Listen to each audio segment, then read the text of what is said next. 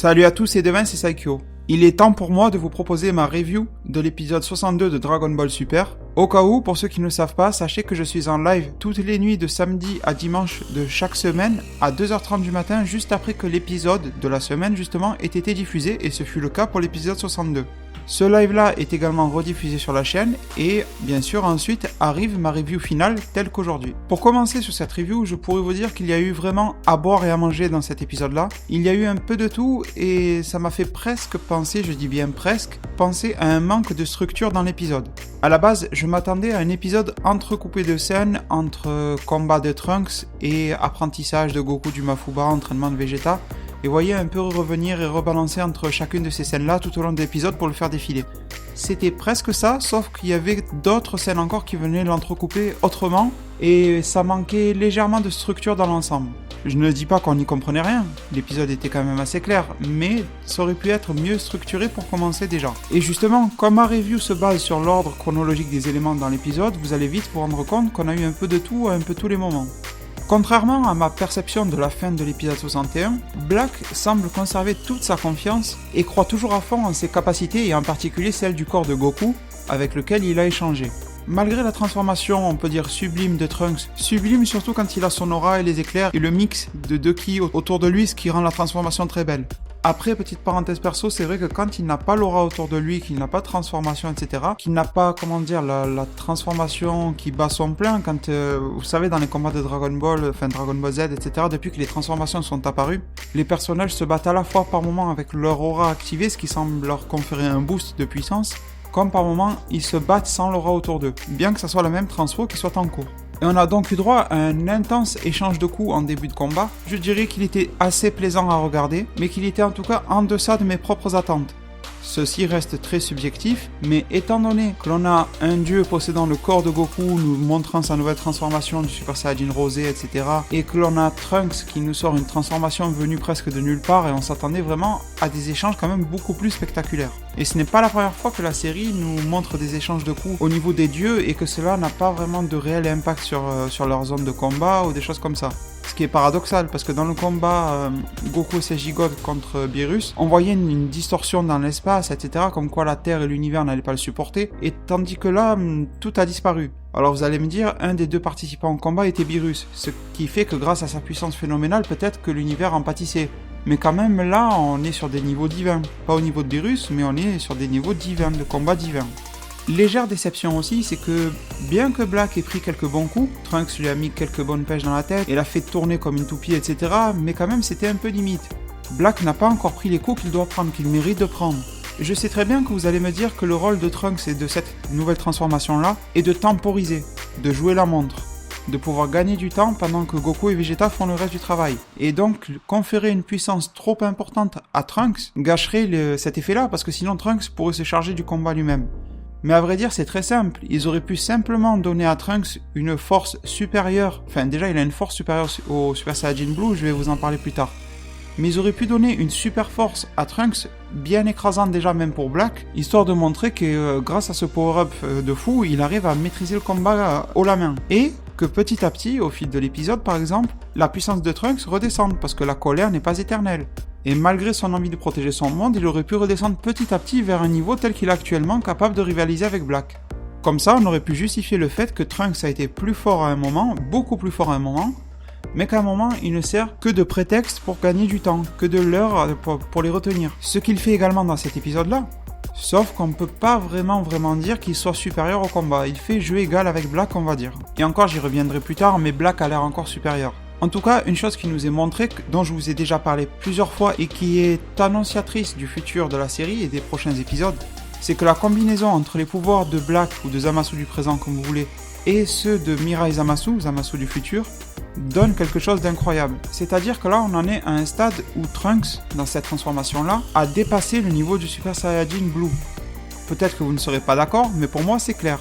Goku et Vegeta se sont fait laminer face à Black dans leur forme Super Saiyajin Blue, tandis que Trunks tient le choc malgré le fait qu'il vienne à peine de découvrir ce stade-là, donc il ne le maîtrise pas, et malgré le fait qu'il n'ait pas l'expérience au combat qu'ont ses aînés, à savoir Goku et Vegeta. Et pourtant, il tient parfaitement le combat face à Black. Et pour s'en sortir, même si Black a tout de même l'air supérieur, Black a besoin de faire recours au pouvoir de Mirai Zamasu pour faire des attaques synchro contre Trunks. Et encore, même là, Trunks se fait surprendre quelquefois, mais malgré tout derrière, il se relève, il réactive son aura à moitié divine, moitié Saiyajin basique, on va dire. Il montre qu'il en a encore sous le pied. Et derrière, il peut même encore faire face aux attaques de Ki au Super Kikoa combiné des deux Kaioshin Zamasu synchronisés. Et ça, Vegeta l'a parfaitement compris, car il est resté en retrait du combat et il restait encore observateur. Mais arrivé au moment où il a bien compris de ses propres yeux ce qui se passait, que Trunks avait les pouvoirs nécessaires pour au moins rivaliser avec Black, Vegeta est passé en Super Saiyajin Blue et est allé se confronter avec Mirai Zamasu l'immortel. Parce que là, contrairement aux précédents épisodes, il a pu développer un mini semblant de plan. C'est-à-dire que là, malgré le fait que Mirai Zamasu soit immortel, Vegeta lui est supérieur en termes de force de combat. Donc il s'est dit je vais le retenir un maximum. Tant pis si je gaspille ma propre énergie sur lui, en lui envoyant des vagues de ki, en le tapant, etc. Mais au moins, je pourrais le retenir pendant que mon fils du futur fait le travail. C'est ça son raisonnement. Et une chose très intéressante que l'on avait déjà compris dans les anciens épisodes, mais qui nous est reconfirmé ici, c'est que Mirai Zamasu, bien qu'il soit immortel, ressent la douleur. Je vais faire en sorte de vous afficher l'image à l'écran, là où ça s'est passé. C'est au moment où Trunks a mis un bon coup justement dans la tête, il me semble, de mémoire à Zamasu, à Mirai Zamasu, l'immortel, et celui-ci est parti valser dans les airs et atterri sur le sol, et que Vegeta s'est retrouvé devant lui.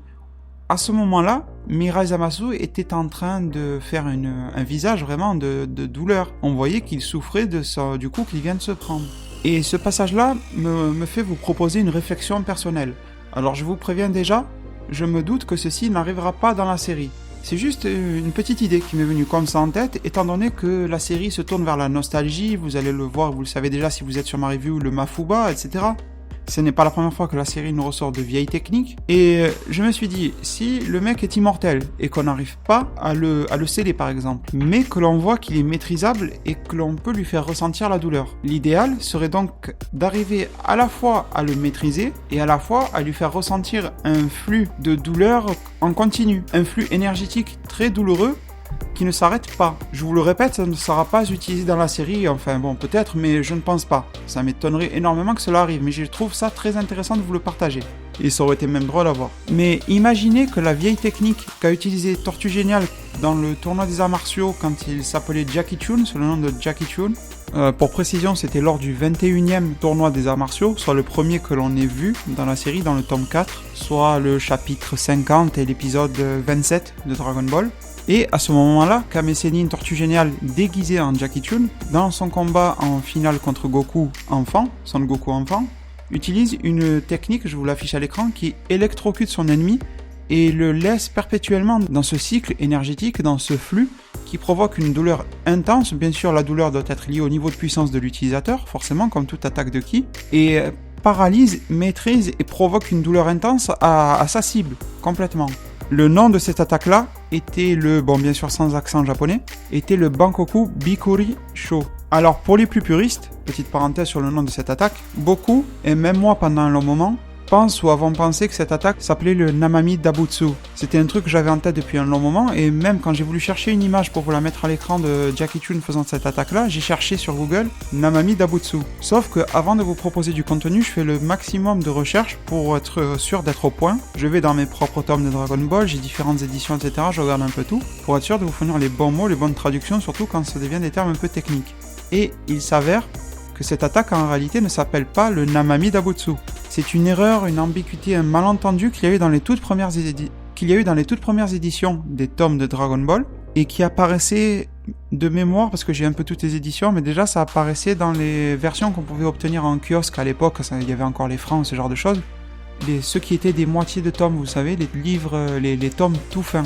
Dans ceux-là, c'était mal traduit. Dans les 42 tomes, ensuite, j'ai pas été ouvrir le truc, mais je pense qu'il y a aussi un souci. Et ensuite, dans les nouvelles versions, les nouvelles éditions refaites en lecture sans japonais, nouvelles traductions, etc. Cette attaque-là, le Nanami Dabutsu, a été attribué au personnage, et ça correspond, parce que si vous traduisez en français, ça veut dire louer soit le Bouddha, ce qui correspond plutôt aux aspects religieux de ce personnage-là. Par contre, À Jackie Chun, soit Tortue Géniale, concernant sa technique électrique, il lui est attribué l'attaque que je vous citais en premier portant le nom de Bankoku Bikuri Sho, ce qui se traduit les pommes de la main qui surprendront le monde entier. Ce qui fait référence à un jeu de mots, un jeu télé qui veut dire le show télé qui surprendra le monde entier. Bon enfin, je pense que vous avez compris l'histoire, il y a eu un malentendu sur les traductions. Et je pense qu'on est nombreux à avoir en tête le Namami Dabotsu, c'est pour ça. J'en reviens au fil de mon explication. Ça pourrait être, et ça aurait été une super idée, qu'une technique de ce type-là, du type Bankoku Bikuri Sho, soit utilisée pour maîtriser ce fameux Mirai Zamasu qui est vraiment un problème à lui tout seul. En tout cas, n'hésitez pas à venir me dire en commentaire ce que vous pensez de cette idée-là. Ça serait une bonne idée en tout cas que quelqu'un le maîtrise. Bien sûr, ça ne serait pas Tortue Géniale qui peut le faire car il n'a pas la force, le potentiel pour maîtriser quelqu'un comme ça. Mais imaginez Goku, à la place d'apprendre le Mafuba, qui aurait appris cette technique-là et qui maîtrise Mirai Zamasu là-dedans pendant que Trunks et Vegeta font le taf sur Black. Même si ça n'aurait pas été la solution finale à l'arc, ça aurait été quelque chose de très sympathique à voir, plutôt peut-être que de voir la tortue tourner dans les airs. Mais après, peut-être qu'au niveau de l'apprentissage, il nous aurait montré Goku faisant de l'électricité sur la tortue. On sait pas, vous savez, les producteurs japonais sont souvent fous quand il s'agit de réaliser des petites scènes amusantes. Une petite chose aussi que je voulais mentionner qui ne m'a pas trop plu, bien que ça ne soit pas trop gênant pour le visionnage de cet épisode, c'est que la scène d'attaque de Ki synchronisée de la part de Black et Zamasu a été utilisée 2 fois dans l'épisode avec exactement les mêmes mouvements, les mêmes plans de réalisation au niveau de la caméra, on va dire. Et moi, c'est un peu gênant quand je sens qu'une scène est un peu repompée sur une autre. Surtout au sein du même épisode. Si c'était 10 épisodes plus tard, pourquoi pas. Mais là, 5 minutes après, c'est un peu gênant à voir. Je pense qu'au montage, je vous afficherai les 2 screens au moment où ils font leurs attaques, mais c'était vraiment les mêmes scènes. Alors bien sûr, ils ont refait la même chose parce que c'était la même attaque, mais quand Goku refait un Kamehameha, on ne remet pas à chaque fois la même chose. Il y a quand même des petits changements qui nous font comprendre que ce n'est pas le même moment, voilà. Et pourtant, là, c'était exactement les mêmes scènes, copier-coller, sans avoir retravaillé la scène différemment. Ça aurait manqué de petits détails dans le fond, quelque chose comme ça, qui montre qui refont la même attaque, qui la resynchronisent parfaitement, mais que ce n'est pas au même endroit. Enfin, je pense que vous voyez pas le même éclairage, quelque chose de tout bête comme ça. En parlant d'animation aussi, ce qui m'a dérangé par moments, c'est qu'elle était de qualité plutôt bonne, mais il y a des moments où elle était presque ridicule. Regardez cette transformation de Mirai Trunks, je vous la mets sous les yeux. Mais regardez justement cette poussée de ki de la part de Mirai Trunks. Regardez, l'aura autour de lui est magnifique. On a une aura plutôt Saiyajin autour. On a du ki bleu qui fait renvoi au ki divin tout autour de lui. Tout est bien fait, mais regardez la tête de Mirai Trunks à ce moment-là. Il a une tête d'enfant. Preuve qu'il a été très mal dessiné à ce moment-là. Les proportions de son corps sont très discutables. J'ai même pas l'impression que son bras droit et son bras gauche sont au même niveau. Mais surtout, regardez sa tête. Je vais voir si je peux vous zoomer l'image sans trop altérer la qualité. On dirait un peu des dessins parodiques. C'est dommage, parce que c'est ça aussi qui donne du cachet à l'épisode. Après cela, Trunks a continué poursuivi avec des phases nostalgie, avec le Masenko, etc. Et a relancé des attaques, on va dire, mitraillettes de ki. Et je vous en ai déjà parlé dans une vidéo précédente en vous disant que quand quelqu'un fait une attaque comme ça, 95% du temps, ça n'aboutit pas. Surtout quand c'est un gentil, un allié ou un héros de la Team Z qui le fait, ça ne sert strictement à rien. Je crois que c'était dans la review de l'épisode 61 que je vous en parlais, là où les 3 héros s'étaient mis à faire ça en chœur. Là, c'est Trunks qui fait ça pour les retenir. Et quand on les voit, Black et Zamasu, un plan dans l'ombre en train d'avancer, on voit très bien qu'ils ne sont pas du tout ralentis. Ils avancent un peu en pose de méchants qui marchent parce qu'ils pensent maîtriser le combat, alors ils se permettent de marcher. Mais vraiment, Trunks n'est pas en train de les retenir, ces petites attaques là, il leur envoie des petites pépites de ki tout au long, ça ne sert à rien. Moi, j'en ai un peu marre de voir ces attaques là. Pour moi, pour gagner du temps et pour retenir quelqu'un, il faut lui envoyer des grosses vagues de ki dans la tête, ce qui en même temps, en contrepartie, a pour effet de vider l'utilisateur de son propre ki. Mais à ce niveau-là, il faut envoyer quelque chose, il faut pas leur envoyer des petites attaques qui vont les chatouiller. Et après discussion, Vegeta se rend donc compte qu'il faut absolument repartir dans le passé ou le présent, comme vous voulez. Bien sûr avec l'accord de Trunks et de Goku. Du coup, ce sont Bulma, Vegeta et Goku qui embarquent là-dedans. Et Vegeta confie son sachet de Senzu à Mai pour qu'elle puisse en donner continuellement à Trunks pendant qu'il peut gagner du temps. Après une très très belle scène, j'ai trouvé, au moment où Black a voulu une nouvelle fois détruire la Time Machine, et que Trunks l'en a empêché en lui disant je ne te laisserai pas faire et qu'il a dévié son attaque, preuve que sa puissance est phénoménale à Trunks également. Et on a aussi la preuve que sa détermination l'est aussi. Quand ensuite il se retrouve seul, il ne se dégonfle pas, il augmente encore son ki apparemment, ou du moins le ravive, et leur dit sans peur et sans crainte qu'il sera leur adversaire. Je ne peux pas dire que Trunks est confiant ou qu'il sait qu'il est supérieur à ces deux-là, car il ne l'est pas déjà, mais Sa détermination à vaincre, et peut-être pas à vaincre, mais en tout cas à trouver un moyen de les vaincre et de les retenir pendant ce temps-là, et sachant qu'il est vraiment le dernier rempart à cela, lui permet de tenir bon. D'accord, c'est illogique que Trunks ait un power-up aussi énorme en une fraction de seconde, mais il faut dire que même pour nous, pour vous, dans la vraie vie, peu importe le thème ou le sujet abordé, quand vous avez quelque chose à faire, et qu'on va dire que c'est important, mais que vous savez que vous êtes assisté, que vous avez une aide, un support, ou que vous l'avez déjà fait, que vous savez comment vous débrouiller, vous n'allez pas y mettre le même cœur et le faire avec autant d'implication que si c'était quelque chose, une situation déjà plus critique, dans laquelle vous serez le seul à pouvoir la résoudre. Si vous savez que vous êtes la seule personne à pouvoir rendre service, par exemple, à l'un de vos proches, et vraiment la seule personne, et que vous devez le faire un peu dans l'urgence avec les moyens du bord, eh bien, tant bien que mal, vous allez arriver à le faire. Peut-être pas parfaitement, mais vous allez arriver à produire quelque chose, à faire ressortir quelque chose. Et c'est ça que je veux mettre en avant avec Trunks, c'est ce qui se passe avec lui. Déjà, il ne comprend pas trop, je pense, comment il le fait, mais en tout cas, il le fait. Et il ne va pas le faire parfaitement, mais ce qu'il va faire va forcément leur permettre de gagner du temps. Et de ne pas les voir débarquer dans leur propre timeline pour foutre le bordel et poursuivre le combat là-bas. Et bien sûr, ne pas détruire la Terre, ou de pas détruire le plus d'humains, plus de mortels dans leur propre timeline. Et je pense que c'est sur gros objectifs globaux là, Trunks va y arriver. Après, bien sûr, il va y avoir des passages sur lesquels il va faillir et c'est tout à fait normal. On a enfin droit à la scène de retour sur Terre et c'était très intéressant de voir la discussion entre Beerus et Bulma. Enfin, c'était pas trop une discussion, c'était plus Bulma qui criait sur Beerus et qui a même failli aller jusqu'à le taper, à lui mettre un coup dans la tête. Heureusement que Vegeta l'a arrêté car on ne sait pas quelles auraient pu être les conséquences. Bon, bien sûr, on se doutait que Vegeta allait l'arrêter pour le scénario, pour le bien du scénario, car sinon Beerus n'aurait pas pu laisser passer cela. Il aurait remis en question la fin de Dragon Ball elle-même. On comprend alors que Vegeta a laissé le paquet de Senzu à Mai parce que chez lui, il avait une machine capable de régénérer, de soigner les blessures, même les plus énormes. Un peu comme dans l'arc Freezer, là où Vegeta pouvait aller se rendre dans une machine Saiyajin et se faire soigner dedans, sauf que ça a l'air beaucoup plus rapide. Durant sa discussion avec Bulma, Beerus a commencé par avouer très rapidement et de manière très étonnante. Pour moi, c'est beaucoup trop anormal que Beerus puisse annoncer si rapidement qu'il avait tort. Car il a dit finalement mon explication sur quand un dieu tue un dieu devait être fausse, Trunks avait raison, bon allez j'y vais, je dois y aller, j'ai autre chose à faire. C'est un peu ça qui s'est passé sur cette scène. Déjà, si Beerus avait eu tort pour de bon, il aurait été bien plus énervé qu'il est actuellement. Vous commencez à connaître le personnage et là ce n'est pas normal. Surtout que comme vous le verrez, ce qu'il fait en fin d'épisode est lié à son aveu si rapide. Cet aveu là pour moi n'était pas vraiment pensé de la part de Beerus. C'est-à-dire l'explication sur quand un dieu tue un autre dieu, ça a tout son sens, sauf qu'il est venu quelque chose, des éléments perturber cette explication-là. L'explication à Beerus est vraie, mais il y a toujours des éléments qui peuvent venir se mettre en contre de celle-ci. Ce n'est pas une explication qui s'applique en toute situation. Pour vous donner un exemple pour illustrer cela, je vais rester dans Dragon Ball. C'est comme quand le vieux Kaioshin nous disait que la fusion Potara est possible qu'une seule fois dans une vie. L'explication est vraie. Mais au final, depuis qu'on a trouvé quelques stratagèmes afin de défusionner les gens, à savoir, sans le vouloir, entrer dans le corps de Boo, ou alors, par exemple, très récemment pour Kaioshin Neptune et Kibito qui ont défusionné grâce au Dragon Ball de Porunga, d'ailleurs ça c'est très intriguant, eh bien, l'explication du vieux Kaioshin, disant que la fusion Potara ne se pratique qu'une seule fois, n'est pas fausse. Mais on comprend que quelques éléments peuvent venir déjouer cette règle-là. Il y a toujours une ou des exceptions à la règle. C'est ça que j'ai comme idée.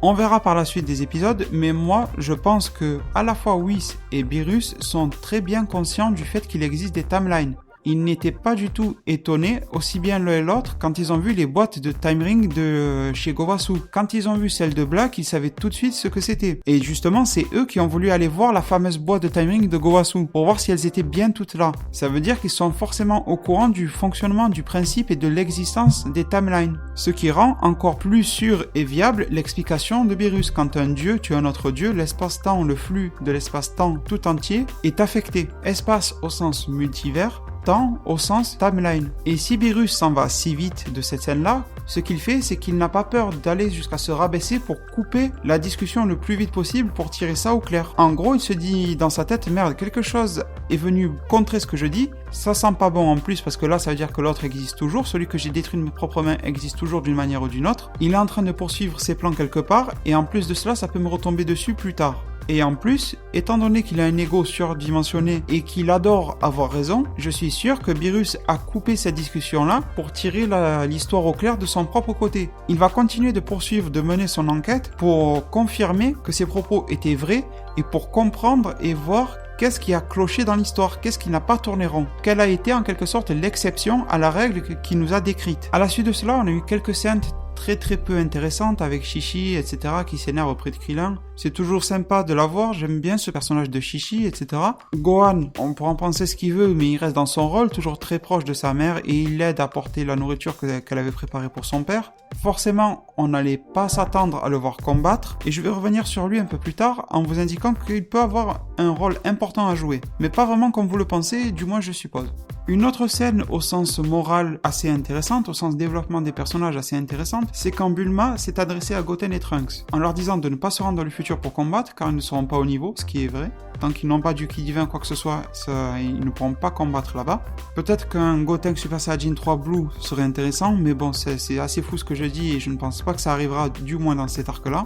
Et ce qui faisait un peu mal au cœur à entendre, mais en même temps ça reste presque logique, c'est que Bulma fondait tous ses espoirs sur Son Goku et non pas sur Vegeta, en disant « Ne vous inquiétez pas, c'est Son Goku qui va résoudre l'histoire ». Et il y a Vegeta juste à côté qui passait par là et qui entend la scène, et qui a failli crier sur sa femme Bulma pour lui dire d'arrêter de raconter des conneries. Et en même temps, on peut se dire que cela rabaisse encore une fois Vegeta, et que ce n'est pas normal que sa femme pense comme cela, et qu'elle aurait certainement dû leur dire « Goku et Vegeta vont s'en occuper ». Ce qui est vrai, parce que déjà les deux enfants sont là, l'enfant de Goku et l'enfant de Vegeta sont là. Donc au moins pour conserver leur esprit, ne pas leur donner de préférence dans leur tête, dans le sens éducation des enfants, elle aurait dû leur dire faites confiance à Goku et Vegeta, ils vont résoudre la situation. Après, si l'on analyse la situation vraiment vis-à-vis du personnage de Bulma, c'est presque normal qu'elle se fie à Goku. Car déjà, c'est toujours lui qui met le point final au combat, du moins la grande majorité des fois, même s'il est aidé, même si Vegeta il a toujours son rôle, etc. C'est toujours Goku au final le héros de l'œuvre. Et c'est donc lui qui vient souvent à bout des combats. De plus, bien que Vegeta soit son mari, Bulma connaît Goku depuis qu'elle a, je crois, 16 ans dans l'œuvre, un truc comme ça, et c'est son meilleur ami.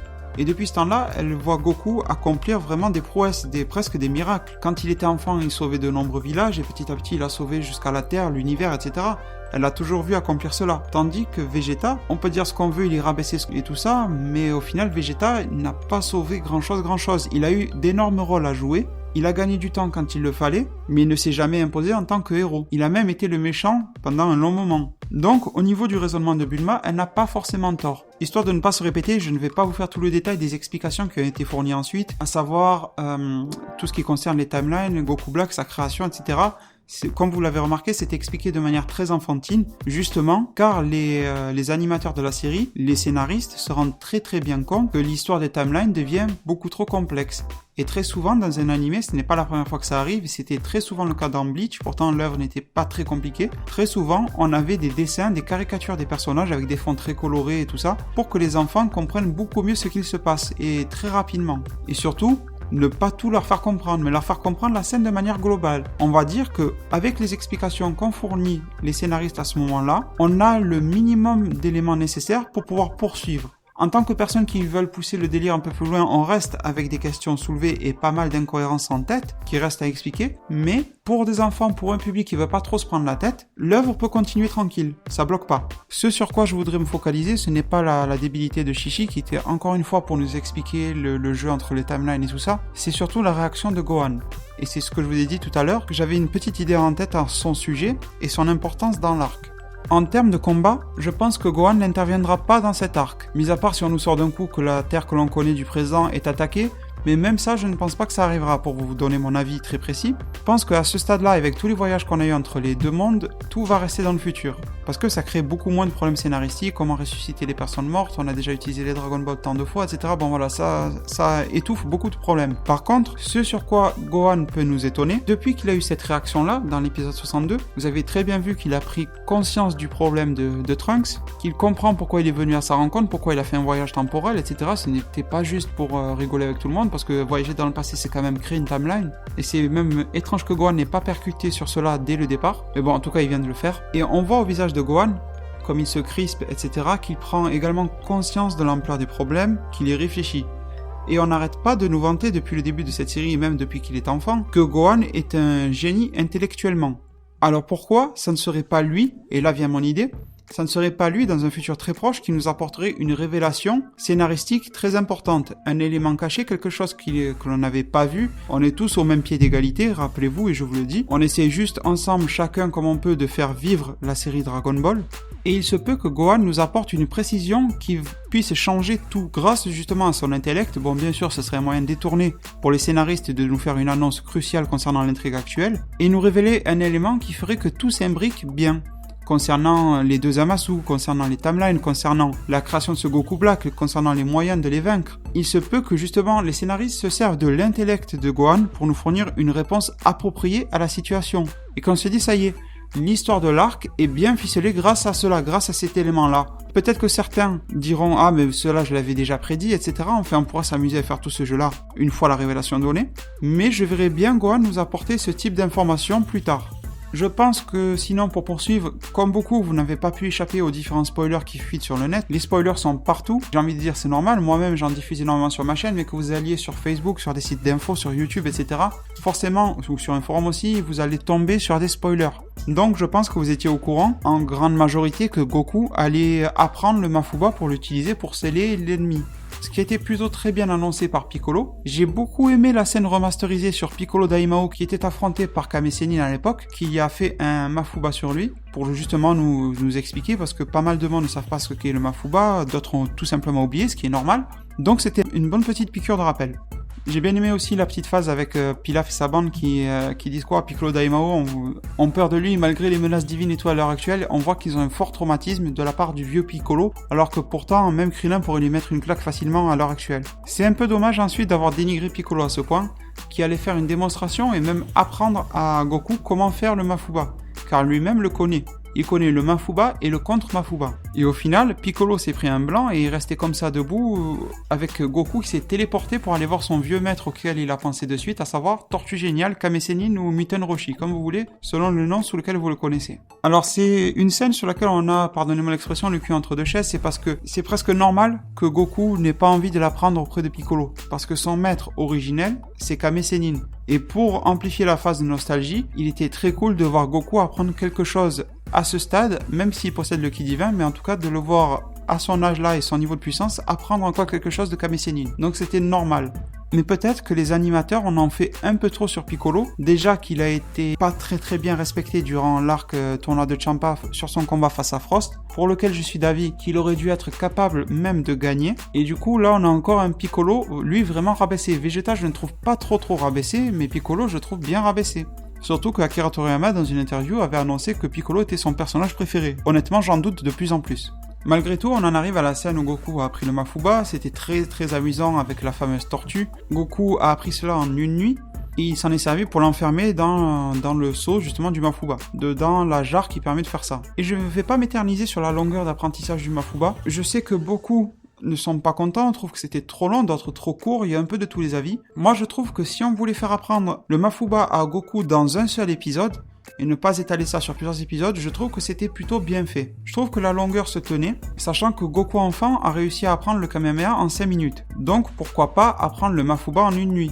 Sachant que le Mafuba est une technique un peu plus spirituelle, elle est un peu spéciale, ce n'est pas vraiment une technique de ki pur, c'est différent. Donc quelque chose qui est normalement hors de la portée intellectuelle, on va dire, de Goku. Donc une nuit c'est plutôt pas mal, avec les entraînements et les préceptes de Kame Sennin. Sachant que derrière il y a une forte pression, même s'il le fait sur un air de rigolade, mais il y a une forte pression pour sauver un futur. Donc comme je vous ai dit tout à l'heure, quand vous êtes le seul à pouvoir porter quelque chose sur vos épaules et que vous devez le faire dans la hâte, peu importe les moyens, vous le faites. À la fin de cette scène, quand Goku réussit, il y a quelque chose de très important qui fait le lien avec ce que Piccolo nous a raconté un peu plus tôt dans l'épisode, et qui nous alerte sur la manière dont le Mafuba risque de foirer. C'est en fait que le Mafuba, il nous est dit d'après Piccolo, d'après les dires de Piccolo, qu'il serait à même et capable de contenir même un dieu tel que Zamasu, ça n'a pas l'air de lui poser problème, ou même quelqu'un de très puissant et divin tel que Black, enfin à moitié divin car son corps est celui d'un mortel mais son âme est celle d'un dieu, n'a pas l'air de lui poser problème.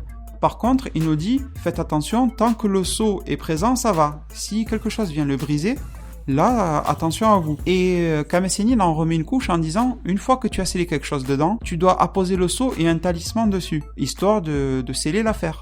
Et je pense que c'est vis-à-vis de ce talisman-là que ça va se jouer. Je vous avais déjà dit, dans mon live et dans d'autres vidéos, il y a forcément un élément qui va venir briser ce saut-là. Un saut dans un animé, un manga ou même une œuvre tout autre est fait pour être décelé. C'est rarement, voire presque jamais la solution définitive à quelque chose. Ce qui me renvoie vers l'idée donc que le Mafuba va réussir sur le coup, mais ne va être que temporaire, histoire encore de gagner un peu de temps, etc. et de nous renvoyer vers quelque chose d'autre, un contre de la part des ennemis, qui devrait arriver en toute logique en épisode 64. Pour ceux qui ont lu les résumés, vous comprendrez de quoi je parle, mais ceci, ce qui est annoncé dans les... N'hésitez pas à aller voir mes vidéos spoilers, ou mon live, j'en parle aussi. Ce qui va arriver dans cet épisode va certainement déceler le personnage qui sera enfermé dans le Mafuba. On en arrive sur un des passages de l'épisode que j'ai préféré, c'est-à-dire la toute fin. Pour une fois, ce n'est pas la preview de l'épisode suivant que j'ai préféré, mais la fin de l'épisode actuel en cours, là où Biru se rend dans le Kaioshinkai de l'univers 10, pour rendre visite à Gowasu du présent, l'ancien maître de Zamasu du présent. Et on en revient à la scène que je vous avais décrite en début de review, et donc en début d'épisode, là où Beerus avait admis très rapidement à Bulma s'être trompé, je trouvais cela anormal. Et Beerus était presque enfui en coupant la scène, en coupant la discussion, et il est parti en disant bon allez à la prochaine. Et on se demandait s'il était en train de se défiler. Et bien sûr que non, il est allé rendre en express, en urgence totale, rendre visite à Gowasu du présent, parce que c'est là qu'il pense pouvoir y trouver des explications.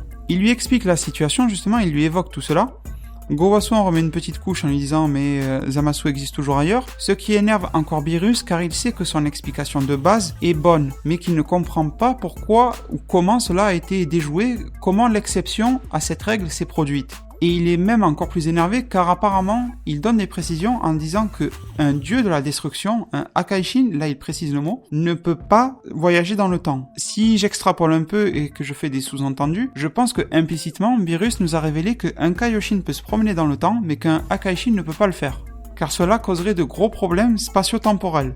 Donc déjà, ça peut renvoyer à l'idée que Black n'est pas un Akaishin, car sinon ça aurait alerté des autorités supérieures. À cela, Gowasu répond qu'il prend la responsabilité totale de tout ce qui vient de se passer, car c'est lui qui a choisi Zamasu, l'idiot de Zamasu, en tant qu'apprenti.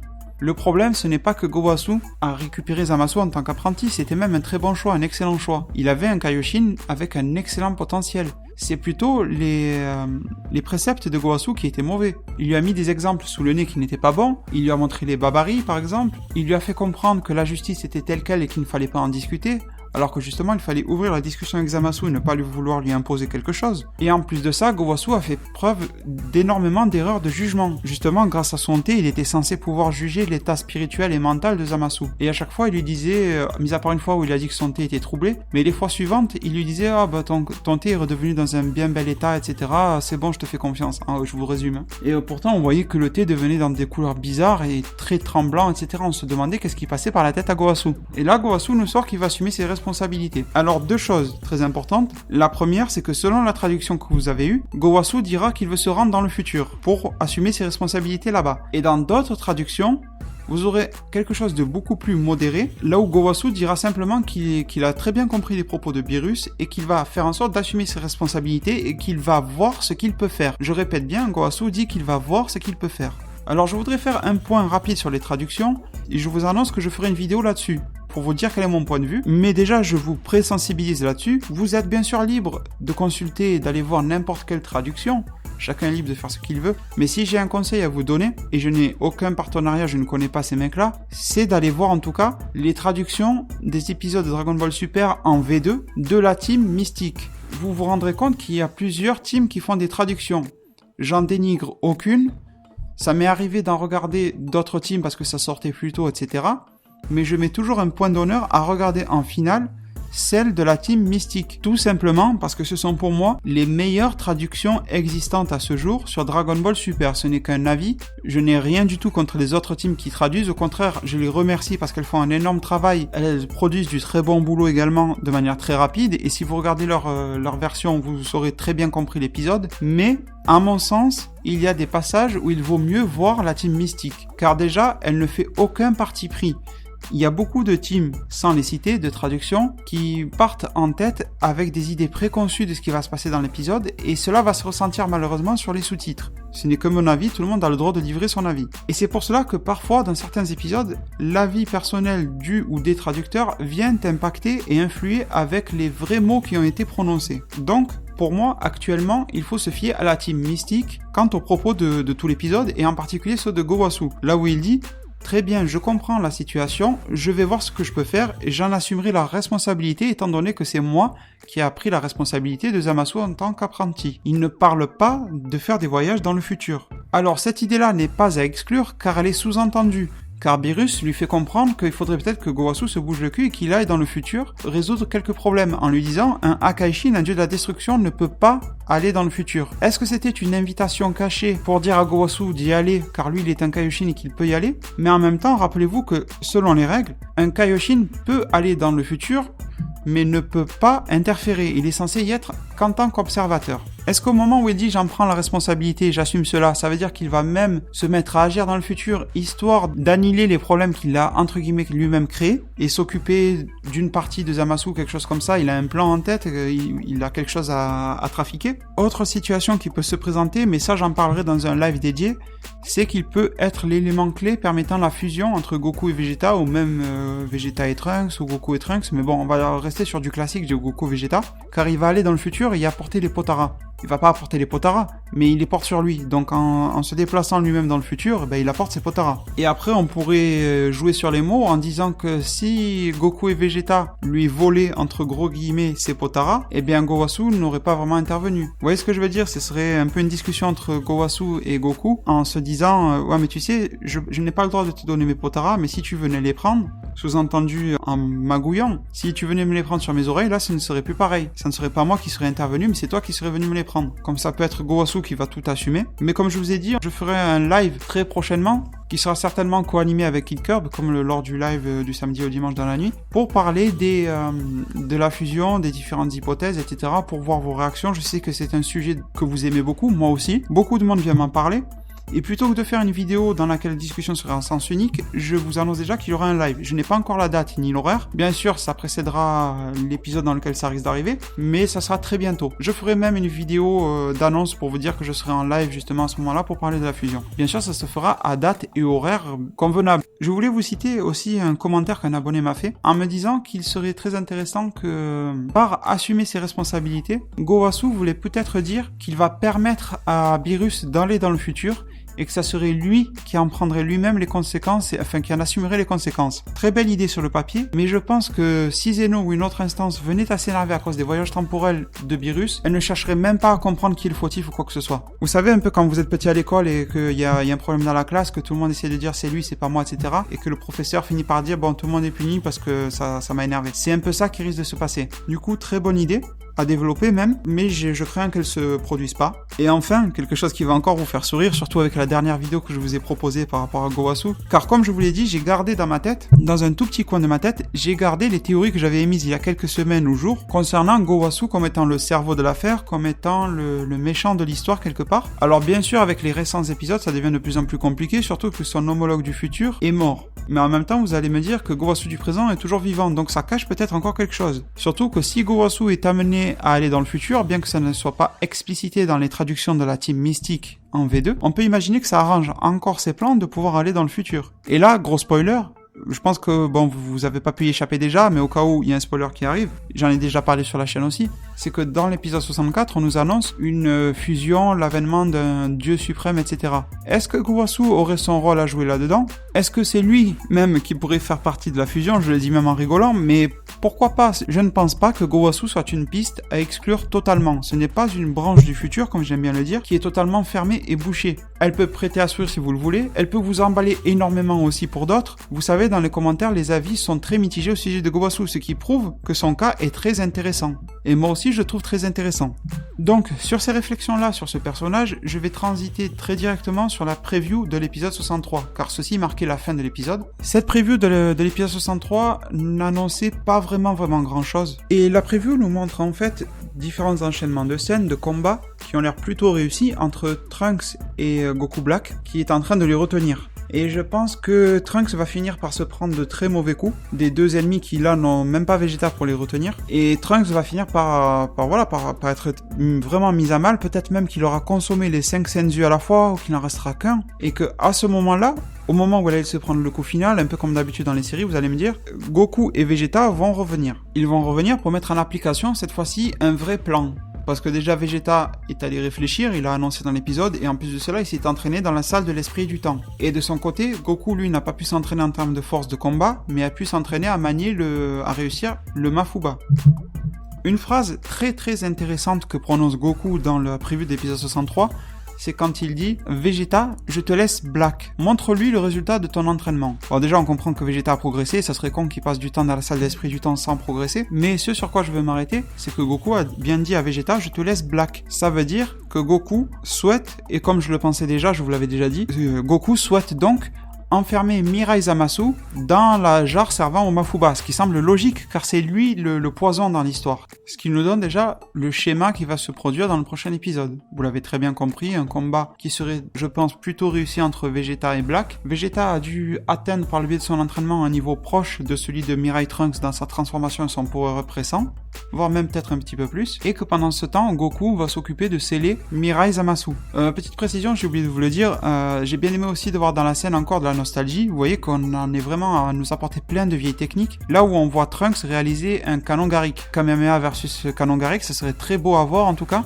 Un Kamehameha de Black Super Saiyajin Rosé face au canon Garrick de Trunks dans sa nouvelle transfo, ça serait très beau à voir cet échange-là, les deux rayons qui s'entrechoquent et tout. Et même au final, quand même, si on regarde bien, la preview nous laisse aussi le penser, parce que regardez le visage de Trunks qui s'énerve encore plus pendant son attaque, on a Black qui a l'air de crier pas mal, etc. On dirait quand même qu'il y a un petit combat de Kikoa qui est en train de se créer. En tout cas, j'aimerais beaucoup voir cela, ça fait longtemps que je n'ai pas vu ça dans la série. On voit aussi quelques scènes avec Mai et Bulma, et si je devais me donner mon avis sur le peu d'éléments de la preview, je dirais que Mai et Bulma du présent, sont peut-être en train de mener une action conjointe en parallèle, et qu'elles vont vers un campement, un centre, quelque chose comme ça de la capsule corps, pour que Bulma du présent puisse mettre la main sur des informations, des données, des logiciels et des ordinateurs, des périphériques très importants pour la situation actuelle. Sûrement en rapport avec les voyages dans le temps, les timelines, etc.